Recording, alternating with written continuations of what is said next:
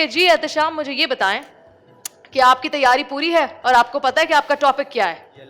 چلے جی میں آپ کو بتاتی چلوں کہ تمام دیکھنے والوں کو بتاتی چلوں کہ اقبال کا شعر ہے بیسکلی، علامہ اقبال کا، اور تھا جو ناخوب بتدریج وہی خوب ہوا کہ غلامی میں بدل جاتے ہیں قوموں کے ضمیر.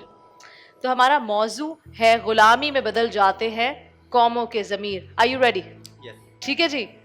3 ججز آپ کے سامنے اور آپ کا وقت شروع ہوتا ہے. آپ غلام قومیں بھکاری بن کر رہ جاتی ہیں صدر علی وقار، اور بھکاری کبھی بھی اپنا فیصلہ خود نہیں کرتے. یہ وہ گھٹائیں ہیں جو انسان کو اپنے بنیادی حقوق کے حصول کے لیے آواز حق بلند کرنے سے روک دیتی ہیں.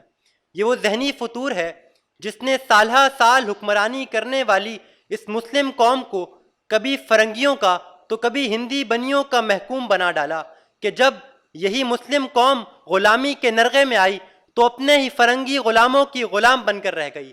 مگر ذرا ٹھہریے صدر علی وقار، ابھی کچھ باضمیر آزاد ذہن لوگ باقی ہیں جو انار کے درخت کے سائے میں اس قوم کے تابناک مستقبل کا فیصلہ کر رہے ہیں.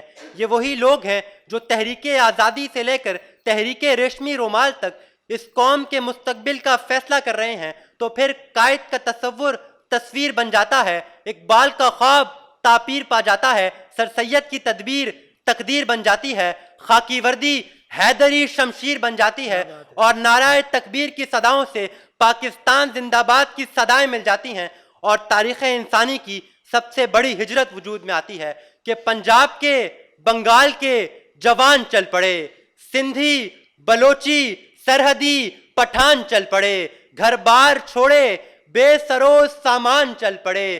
پہلی سحر جو دیکھی کیا شکر با خدا، قدموں پہ گر گئے سجدہ ہوا ادا، زخموں پہ زخم کھا کے سینچا ہے یہ چمن، لو ہو گیا سویرا، لو مل گیا وطن، لو ہو گیا سویرا، لو مل گیا وطن. آپ کی سماعتوں کا شکریہ. مولایا صلی وسلم دائما